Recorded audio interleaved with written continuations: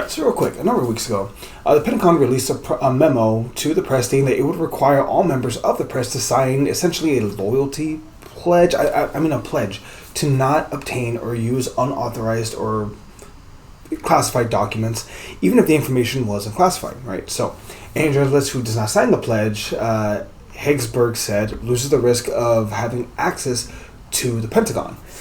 Something that has been a standard part of Washington news coverage for decades. Now, ABC, NBC, CNN, CBS, and even fucking Fox News put out a joint statement essentially adding up to a middle finger to the most unqualified Secretary of Defense in modern American history. You know, the Pete, with all the alt-right tattoos, that guy. I can't believe I'm actually going to say this, but I actually am going to praise Fox News on this one. Even the bootlickers found a spine when it came to this one, although I'm not quite sure if it's because they believe in the freedom of the press or because the Trump administration will most likely collapse sometime in the next 6 months once the Epstein files are released. And we see the extent that the President of the United States was involved in that trafficking ring. Again, I have to use my words very carefully, but we all know what he did. And you know who I'm talking about, and you know what I'm talking about. Now, on some level, the Pentagon wanted to control the flow of information that goes out to the press and wanted to proofread all the stories and articles that are being published. Now, I don't know about you, but that sounds like authoritarian. An authoritarian. I'm sorry, my pronunciations. That sounds like an authoritarian government to me. There we go. Words.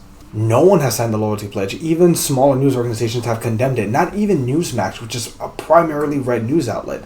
The only one to cave is America One News, which is so far right.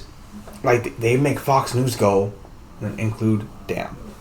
Pete and Pentagon officials have already done their best to limit access to government information and military information to the press. Famously, dipshit Pete had his text messages leaked not once, but twice when it came to airstrikes involving Yemen.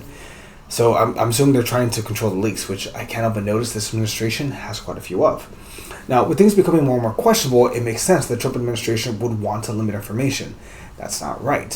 Fully understood, classified information is one thing, but they're trying to set a dangerous precedent, and it is nice to see that even their allies are not playing nice with this one. Especially after Trump and Pete embarrassed themselves in front of all the military leadership, which 3 more years of this. Right, so this video was supposed to go out yesterday, but we have a Pentagon update, which I have to wait to record and edit and do this part. So pretty much everyone that has a press pass for the Pentagon turned them in and walked out in an odd moment of solidarity. It's a protest and a touching moment of all the media kind of sticking together in the situation. You know, unions work, technically, but like, dark days, man. It is nice to see, though, that there may be some potential light at the end of the tunnel. Also, quick side note, a smaller story, something that works. You remember that Oklahoma superintendent that was going to force Bibles into all the schools? His replacement just announced they're not going to do that.